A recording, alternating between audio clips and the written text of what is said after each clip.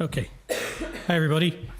So I've been asked to come here and talk very briefly about stress. Why is that? Obviously, we all understand that stress, farming can be a stressful profession, and you don't need me to stand here and tell you that. What exactly is stress? We can define stress in many ways, but I like to think of it as a natural physical reaction to events or changes that make us somehow feel threatened or upset. And as you'll all be aware, this originates from our days as when cavemen or cavewomen, we come face to face with the hungry saber-toothed tiger, and we basically can fight off that attack or we can run away. Yet, to be able to do either, that caveman or cavewoman had to be able to quickly prime itself more than was usually expected. And hence we have the stress response, the flooding of the system with the hormones of adrenaline, of cortisol that support our body's response to stress, sending our blood to our muscles, to our extremities, so we can fight with more strength or run away faster. So although we're not that caveman or cavewoman anymore, we have evolved over millennia. In that way, our body has evolved to keep us harm from external threats. So these days, when we face a danger, whether that danger is real or whether that danger is actually imagined, these natural defenses of freeze, fight, or flight kick into gear.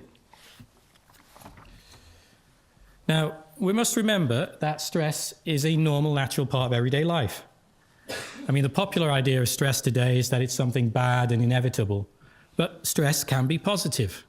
Stress allows us to stay motivated. It allows us to have the focus and energy to rise to challenges, to achieve goals. And we're all going to have days or periods of excessive stress. Maybe those seasonal times of lambing, harvesting, calving, or maybe just times when we're trying to balance lots of different things. However, too much stress over time is going to gradually become damaging, and this in turn is going to impact our mood, our productivity, and our relationships with different people. Because when you think about it, we are evolutionarily hardwired to fight a problem or to run away from it. And that isn't so helpful in modern day-to-day life when there actually isn't anything to fight and we can't run away. And so we can't use up these stress chemicals that have accumulated in us. And it's this continuous and unreleased buildup of stress in the way that we live and work today that often results in us becoming ill. So what are we likely to experience in ourselves, or perhaps notice in others, if we are suffering from a degree of stress? It's going to vary from people to person, but there are some generic signs we can look out for. So constant tiredness, feeling long periods of tiredness and fatigue. Sleep problems. This is one of the first things we tend to notice in ourselves, or we might not start to hear other people talking about. That can be difficulty sleeping because even though we're physically exhausted, we struggle to sleep, and then we're having to get by on automatic pilot. Or we can go the other way, where we find ourselves, because of such lethargy we're experiencing, we're oversleeping. Changes in appetite. That can be loss of interest in food, or it could be the other way, where we start overeating, binging, comfort eating in an effort to try and relieve and soothe the stress. So we're looking for sudden and noticeable weight gain or weight loss. Shortness of breath, shallow breathing. Physical signs, maybe headaches, indigestion, stomach upsets. Generally, with stress, we become more prone to sickness because our immune system has been reduced. And stress can manifest physically in the form of muscle tensions, pain, for instance, our lower back, shoulders, chest, neck, joints, jaw, maybe even in the form of nervous twitches, muscle spasms. Cognitively, stress is going to reduce our neural efficiency, so we're going to have difficulty remembering things, and we may struggle to concentrate, and therefore we may struggle to get normal everyday things done. Difficulty making sensible and sound decisions. This is often something we see with people suffering high stress. They make decisions which are just not sensible, sound decisions which they would normally make. Feeling anxious and tense for no obvious reason. Feeling agitated, restless, maybe nervous and jumpy. Mood swings. sometimes very sudden and fast and extreme. So might be experiencing feelings of maybe anger and rage, and then may swing the other way to feelings of sadness, melancholy. Irritability, impatience, I think that's one we can probably all recognize. When we're stressed, we start snapping at different people. Increased use of alcohol, caffeine, nicotine, looking out for that. Those substances that we tend to turn to or somehow crave when we're stressed to give us some relief, which ironically only tend to make the situation worse. Doing risky and careless things, as we've heard. Driving at high speeds, ignoring common sense safety procedures. And then after a while, if we've been under stress for a sustained period of time, we might reach a point where we just generally lose interest. So that might manifest in the form of lack of personal care or hygiene. We don't see the point bothering to change or wash. We lose interest in activities or things that once gave us enjoyment or satisfaction. Might find ourselves or notice people becoming unusually quiet, withdrawn, isolating to avoid people, places, and events. Might be racked with a lot of thoughts of fear and worry. Often worrying over little things, seemingly little things, often assume a magnitude when we're in this place. And we might have feelings of wordlessness and generally a sad mood that might not seem to lift, despite good things happening. So I'm sure what you're picking up is many of these are very similar to what we might notice in someone or in ourselves when we're experiencing a mental health difficulty. And I guess on that point, it's important to acknowledge that constant exposure to high levels of stress that we cannot cope with is thought to increase the risk of developing depression, anxiety, and other common mental health problems. So it's important, therefore, that we become consciously aware of our own stress and stresses. We need to admit that we suffer from stress, and we need to learn to recognize what our own particular triggers are. Now, I spent some time in Australia and New Zealand as part of my Nuffield study on this issue, and it seemed to me there that the industry was, this subject was becoming just another part of the overall conversation of farm management, in the sense that when we look at the different challenges facing the industry today, we cannot ignore this particular challenge, because the pressures of farming are not going away.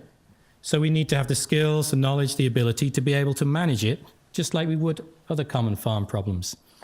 And it seemed to me this is very much the way the conversation was going there. So how do we deal with the inevitable buildup of pressure that we're going to have when trying to balance the demands of running the farm business and the need for healthy work-life balance? Well, the first thing we can do is actually invest in a bit more time to ensure that we are in a healthy, balanced place, and therefore we are more resilient to stress in the first place. So there's another breakout session we could have gone to, which was about financial resilience. There was another thing about environmental resilience. But I would say we need to also give thought to how we build up our mental and emotional resilience. And that doesn't have to be really complicated. It can be really simple.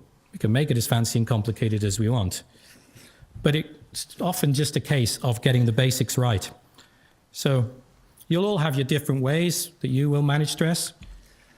Some ideas. Eating regularly with nutritious meals is obviously essential for a physically demanding job like farming. If we do that, we're going to have fitter, stronger, improved energy levels, and we're going to be able to think more clearly and handle stress better. Exercise. Now, NHS these days actually recommends exercise as a treatment for depression. Why is that? Because exercise is known to reduce and break down the stress hormones, the likes of cortisol, that have accumulated inside us. Now, sometimes we often confuse being busy with being active, and I know it's not always easy, but even 20 to 30 minutes of moderate physical exercise every day has been shown to have a huge impact on how we might feel, because also exercise releases the endorphin chemicals in the brain, which are the feel-good molecules which modulate pain and stress and mood.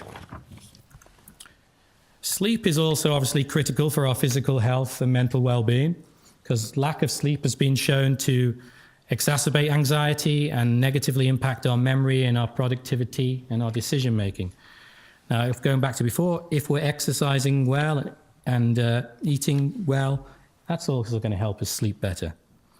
Now, getting consistent regular sleep all the time I realize is not always possible when especially busy seasonal periods or other challenges like young children.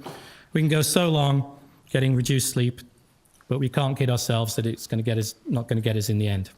So we need to look at how we approach our sleep and what steps we can do. There's actually a lot of evidence now to show, going on to what Adam was saying, having good social connections and supportive networks is actually one of the most protective factors for our individual well-being, especially during stressful times. So that might be family, it might be friends, it might be colleagues, it might be community members.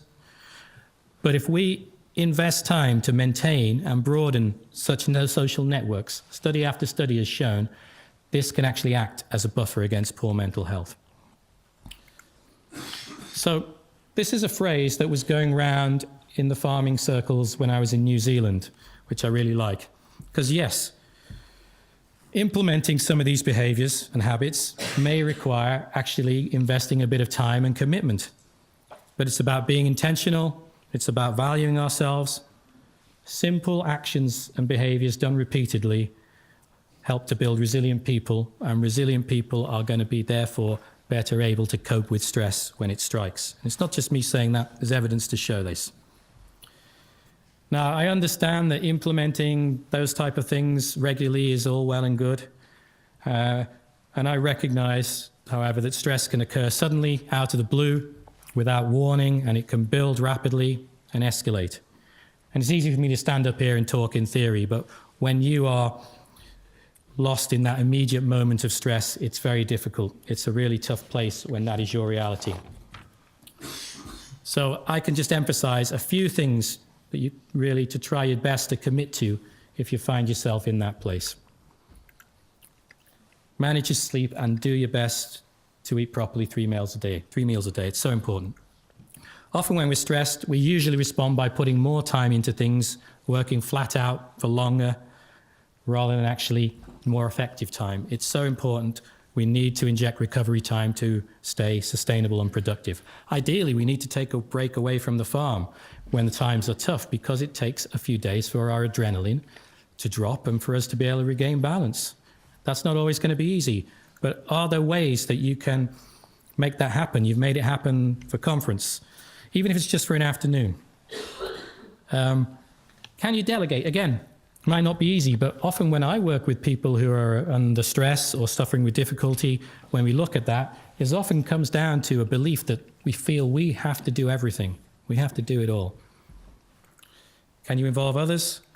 Do you have somebody you can bounce ideas off? Are there positive, motivated, open-minded people you can talk to? So important to stay connected.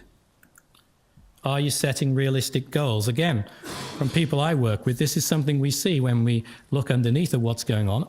Often we have this huge expectations of ourselves and what we should be achieving. So always a good question to ask. Similarly, how good are we at saying no? Again, something I see with a lot of people that I work with. We have this often tendency to take on more and more so that we're over capacity.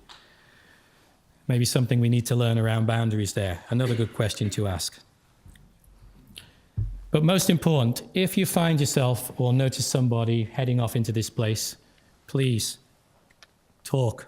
Talk to somebody about it, whether it's your family, whether it's your spouse, whether it's friends.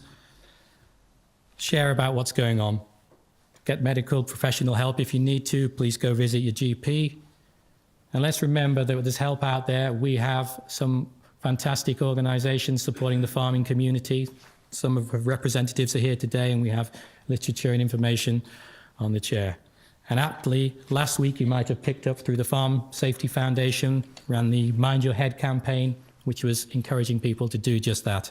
Plenty of information on their Yellow Wellies website. So, in summary, I personally believe that the most important and influential asset in any farm business is the individuals behind it. You are the most important and influential asset. And we're here today, at conference, to explore how we can have profitable and productive farming. And I don't believe we can do that unless we have a healthy and resilient workforce. I would like to think a resilient farmer is one who's proactive, who's open-minded, who's ready to learn. But resilience isn't just all about strength. It's also about recognizing our vulnerability. And so therefore, a resilient person is one who is also prepared to seek support and ask for help when they need it. Thanks.